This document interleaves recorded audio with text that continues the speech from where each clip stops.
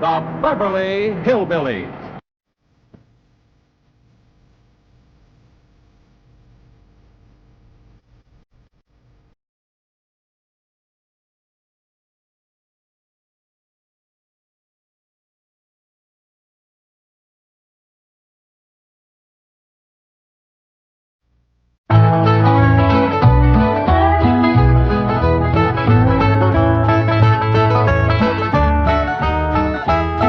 Can she bake a cherry pie, Billy boy, Billy boy? Can she bake a cherry pie, Charmin' Billy? She can bake a cherry pie, quick as a cat can wink her eye. She's a young thing and cannot leave her mother. Well, Granny, did you pick out your spot yet for the garden? Yep. I kind of favor a patch right close here to the house. Yeah, I'll plow you up something there directly. Yeah, just enough for some onions and taters and some Rudy Bakers. And a few rows of corn. Paul? Morning, Granny. Paul, can I help you with the plowing and the spading? Well, Ellie, I'd rather you put on one of them pretty dresses that Miss Hathaway got you. But, Paul, I can plow better in these clothes. Means for plowing. You know, Ellie, I'd like you to wear one of them dresses kind of regular. Wouldn't you, Granny? You're mighty fetching in a dress, Ellie. Prettier than a tub of fresh churned butter. Paul, if I go to wearing them dresses, Jethro will make fun of me. I reckon he hadn't better. Now, you run along and put on something with skirts. All right, but he hadn't better make fun. He won't, he won't. You know, speaking of Jethro, I think he's got himself a sweetheart. The banker's secretary? That's right. They was out together last night. What'd they do? Well, I don't rightly know for sure, but it was something to do with bowls. All you do with bowls is eat. Yeah, I reckon that's what it was then. She said she was going to take him bowling. You know, Jed, I kind of like that Miss Hathaway. Yeah, I think she kind of likes us, too. Oh, those marvelous Clampetts. Those simple, rugged mountain people. The more I see of them, the more I am impressed. Yes, now Never have I observed such strength of body, mind, and character. Yes, now They stand like the bold hills on the pebble-strewn landscape of Beverly Hills. Like mighty oaks among bushes. Like quiet. Now, like I admire them, too. But those boulders need polishing, and we've got to put some city leaves on those oaks before my wife gets back from Boston. Incidentally, in any endeavor requiring physical strength, they are most exceptional. I took Jethro bowling last night. Here's the bill. $3,000. How many games did you bowl? Well, you see, what happened was this. I said to Jethro, Pick up that bowling ball, she says, and see can you knock over them pins down yonder. They's just sticks. Anyway, I snatches up that rascal, draws back, and lets her fly. Did you knock down them pins? Yeah, the pins, the pin boy, the end of the building, a brick wall, and a signboard down on Sunset Boulevard. I bet you Miss Jane didn't do that good. Well, she didn't even try. But she just looks at me and says, Jethro, you're strong as an ox and twice as handsome. Ain't no two ways about it, Granny. That city girl is sweet on this boy. I reckon so, the way she's bragging on his looks. You are handsomer than an ox. Thank you, Granny. Cousin Ellie, you're a city girl now. Do you think... You see there, Paul? I told you this would happen if I took to wearing these dresses. You call me that again, and I'll turn you every way but loose. Say nothing but city gal. Ellie Mae Clampett! You get up from there or you're going across my knee. And Jethro, you're going across mine. What did I do that was so all-fired bad? In that dress, she looks just like a city gal. You did it again! I reckon we better go out there and see she don't hurt him.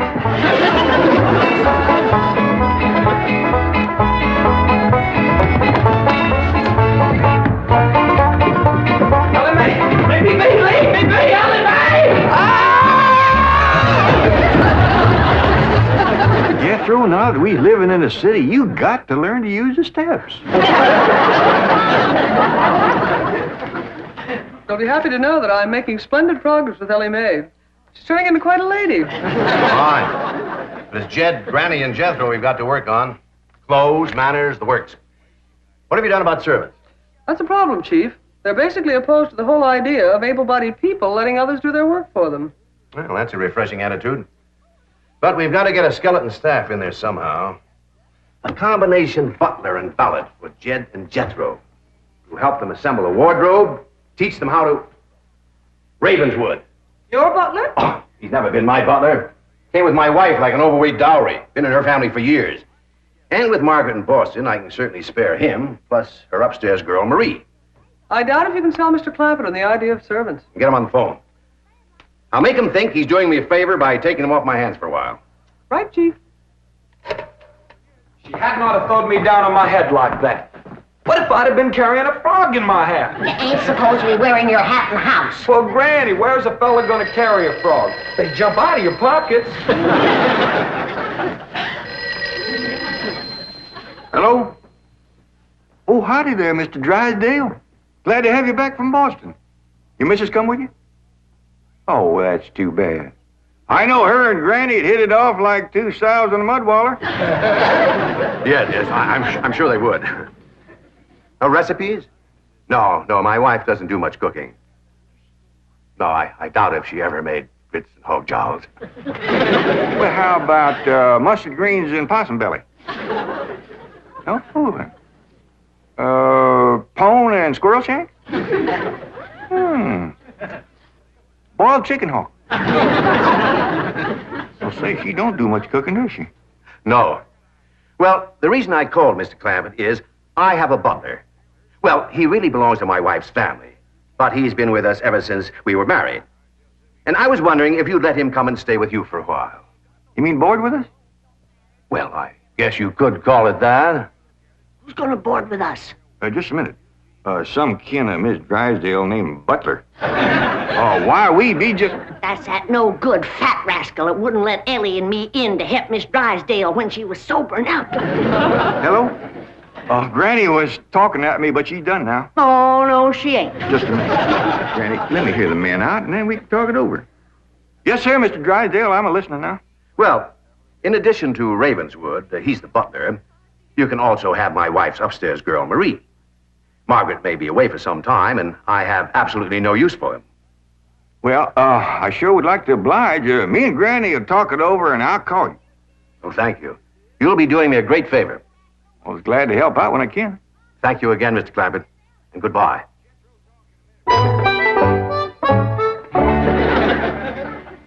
Is somebody coming to live with us, Uncle Jed? Maybe, Jethro, maybe. Why don't you go out and make up with your cousin Ellie? Okay, Uncle Jed. All right, Jed, let's have it. We gonna board that butler fella? Well, Mr. Drysdale'll take it mighty kindly if we did. He says he ain't got no use for him. I don't like him myself. Granny, you only met him once. Once was enough. I asked him real nice. I said, are you a-doing for Miss Drysdale that she's feeling poorly? Are you doing the washing and the scrubbing and the cleaning for her? And he looks right down his nose at me and says, Madam, I am a butler. I reckon he is proud of his name. Kind of fancy. Ravenswood Butler. I don't care if it's Stonewall Jackson. And I think Mr. Drysdale has a lot of gall to ask us to take his wife's kinfolks off his hands. Well, now, I'm mighty beholden to him. You know he's keeping my $25 million in his bank, and he ain't charging me one penny to do it. That's his business. You didn't ask him to do it. Well, now, Granny, if it was just Mr. Butler, I might agree with you, but there's a sad side to the story, too. What's that? Well, you've heard of Mr. Drysdale speak of his stepson? That's his wife's boy by her first marriage? The one they call Sonny? Yeah. Well, it seems she's got a girl, too. And there must be something wrong with her. What? Well, I don't know, but they keep her upstairs. No. Yeah. He spoke of her as my wife's upstairs girl. The poor thing. Her name's Marie, and he'd like us to take her and Mr. Butler. Doggone it, kid. We got enough to do to take care of this big place without... He didn't say what was ailing her, huh? Well, no, but if you ask me, they ain't eating right over there. No. You know what Mr. Drysdale told me? What? His wife ain't never cooked grits and hog jowl. Oh, go on. That's a fact. Nor mustard greens and possum belly. Nor pone and squirrel shank. Nor even boiled chicken hawk. The land of mercy. You can't hardly blame Mr. Butler for getting a mite cranky. Man don't eat right, he gets that way. Well, dear, I reckon it won't do no harm to take him in for a spell. Granny, for such a little woman, you got an awful big heart. Well, I feel sorry for the poor girl. But the first time that fancy pants Mr. Butler looks down his nose at me, I'm gonna chuck him in the cement pond.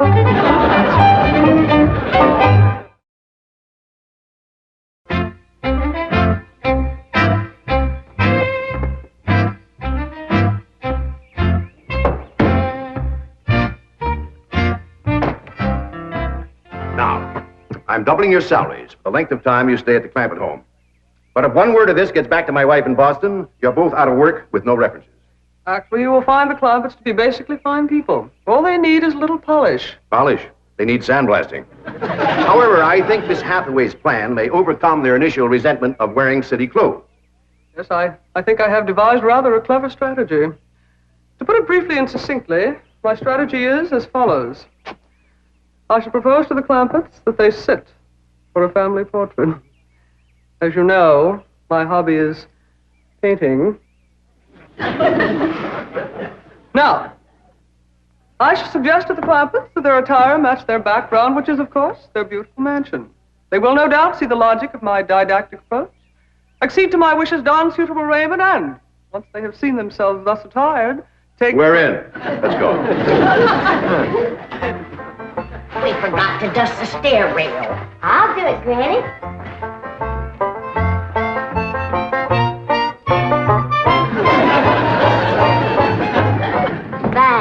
Wearing boys' clothes does come in handy sometimes. Hi, Ginger Granny. I think we got her all spick and span for the company. They ain't a speck of dirt no place. Can I go swimming now? Me too? As soon as we help Granny clean up the kitchen.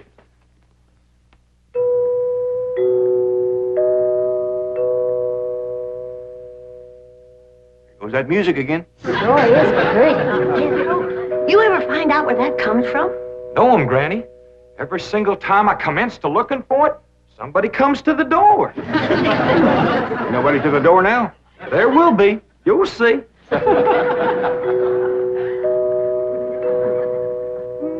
Doggies, that's nice. Let's all pitch in and see can we find it. You're wasting your time.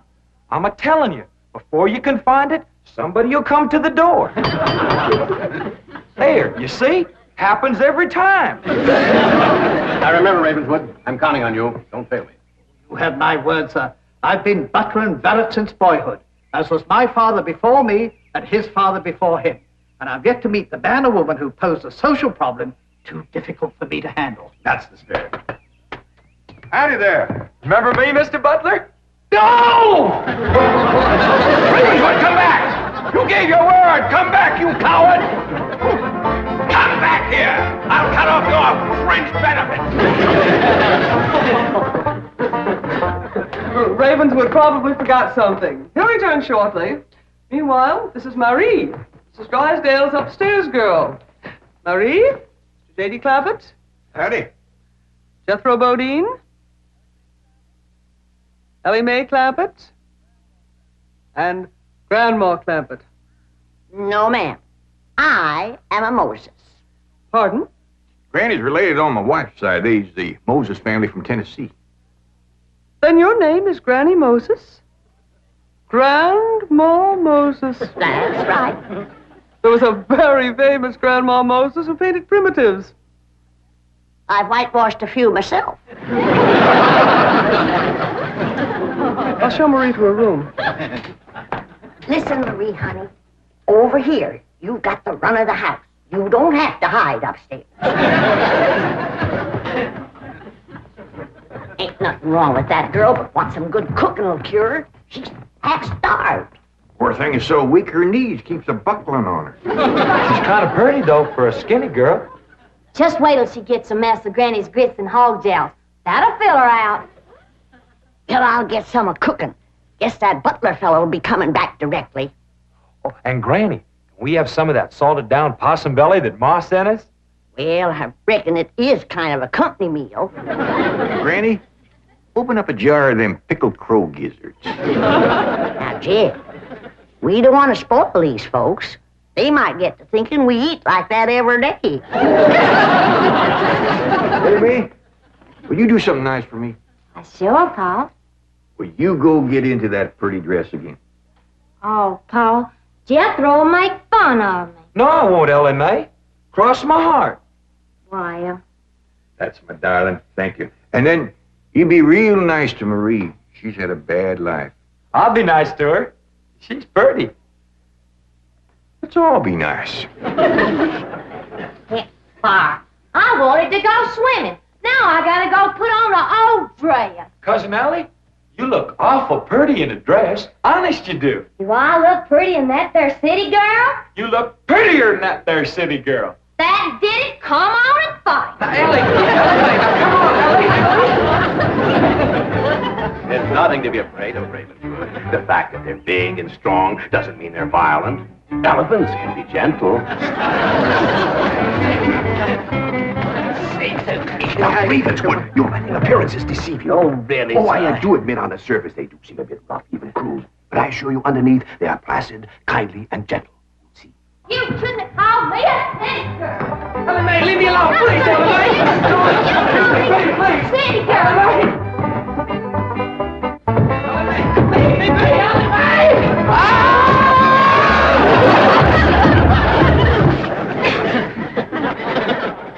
Mr. Butler, don't never say anything nice to that girl. She'll kill you. Come back here! Coward! Come back! You promised! I found her Granny when Mr. Drysdale said he didn't have no use for Mr. Butler. He sure wasn't fooling. I just seen him cut through the brush chasing him with a stick. If Mr. Butler gets sassy with me, I'll chase him with more than a stick. Jan, Ellie throwed me down on my head again. If she don't stop that, I'm gonna get a headache. Stop riling her, Jethro. But golly, all I said was she's pretty. That ain't no call to bust a fella's head. Pardon. Oh, howdy, Marie. Hi, Marie. Are you hungry, darling? No, madame. I'm whooping up something here that'll just set your mouth to watering. Put some strength in your limbs, too. Tell her what it is, Granny. A great big mess of grits and hog jowls. And salted down possum belly. Oh, pickled crow gizzards. How you like that? Don't tell me that child ain't hungry. Why, she's ready to drop in her tracks. Set her at the table and I'll dish up a mess. No, please. I only came in to bring you a message from Miss Hathaway. She's preparing to paint a family portrait, and she wishes to know if you all will sit for her. May I tell her that you will sit for her? Well, yeah, I reckon we'll do that. Merci.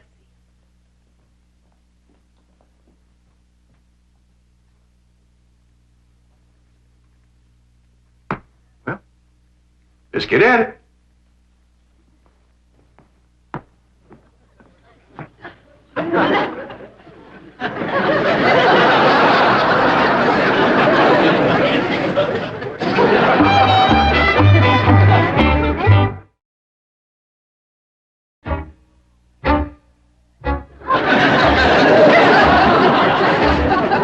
It's all right to talk while we're sitting. Yeah, I reckon. I found out something about Marie. What? She's scared of Mr. Butler. How'd you know? I asked her to go swimming with me, and she says he wouldn't allow it. What business is it of his? That's what I says. And she says he's a butler, and I'm just an upstairs girl. I got to do whatever he said. We'll see about this. Ah, dingies. Let's hit Mr. Drysdale, find him, and give him a whooping. I'll catch him, Granny. Oh, Ellie, you go put a dress on like you promised. Uncle Jed, I'm going swimming. If I see him, I'll fetch him in. Don't go jumping in with your clothes on again. Oh, I won't, Uncle Jed. Miss Hathaway, she gave me a present last night. She says it's something special for to go swimming in. What'd she give you? Oh, pair of trunks. You go swimming in the cement pond. Boy, it's too big to go swimming in a trunk. Ed, In a pair of 'em. I got a feeling that Mr. Butler feller is going to be trouble. Yeah, we can handle him. Well, I still say that I think Mr. Drysdale has a lot of nerve to ask us to board his wife's relations. Maybe he just fed up. Man can get awful tired of having his wife's kin underfoot all the time.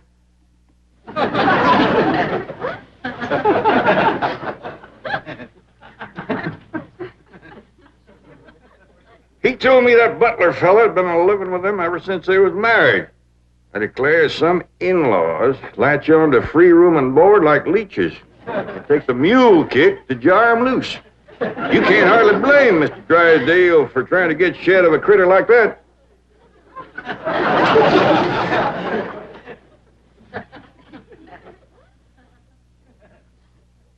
Is that the way you feel? You bet it is. I'll see how fast I can get packed. I'll get out from underfoot just as quick as I can. No, Jeff. I know when I'm not wanted. It don't take no mule kick to get shed of me. Darnation, Granny, I wasn't talking about you. We couldn't get along without you. No, Jeff. I'm just a burdensome old woman. No good to nobody. Why don't you throw me down the well? Go ahead, pick me up, carry me out to the well, and throw me in. Stop talking like that. Uncle Dan! Uncle Dan, look here! I caught him. Mr. Drysdale, he gave out, but I caught this fat little rascal. What are you doing? You gonna whip him, Granny? No, Jethro. I'm going to get thrown down the well. Why don't you throw us both down the well together? We're just no good leeches both. Hush. Mr. Butler, I'm sorry Jethro got mighty rough with you. He don't mean no harm. He's just an overgrown boy. Now, we's all mighty pleasure to have you come and stay with us, and as long as you behave yourself, won't be no trouble. Oh, I'm Jed Clampett. Sir. This here's Granny. I reckon you and Jethro done met. Yeah. Sir. Oh, and this here's my daughter, Ellie Mae. Enchantée, mademoiselle. Vous êtes très belle, très charmant, très ravissant. Don't you dare use them kind of words to a lady. What do you say, Granny? I ain't sure, but it sounded dirty. You said your daughter was pretty and charming. Oh, you're so different from all the others. You're like a beautiful city girl. He had not have said that. Oh, Marie, Oui, Miss Jane. didn't you say the Clampetts had agreed to sit for their portrait? Oui? They said they would do it. Well, what is it? I believe it to be self-preservation, madam. No!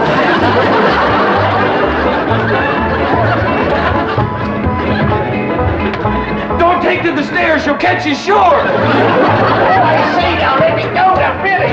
No! Sounds like Ellie got him. I'm afraid so. Could somebody please tell me what is transpiring? Uncle Jed!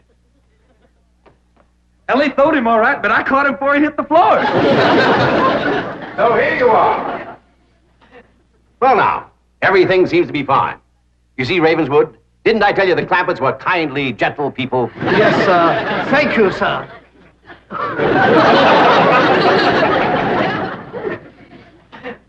We're gonna have to feed up both of them, Granny. His knees is buckling, too.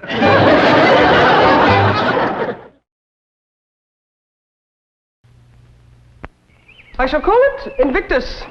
Ma'am? Invictus, you know. Or perhaps you don't.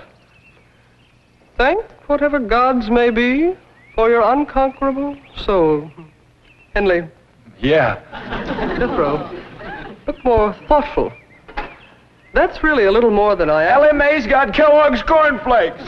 Well, so she has, but she's not putting on a face like that. Well, no. She's got Kellogg's cornflakes. I ain't. You don't have to look quite so sad. You may have some cornflakes as soon as I'm through with the sketch.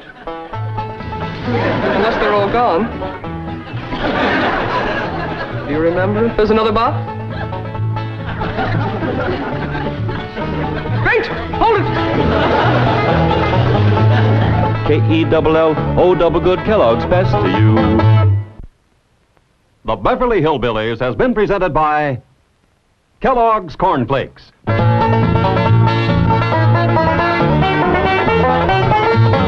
From Kellogg's of Battle Creek.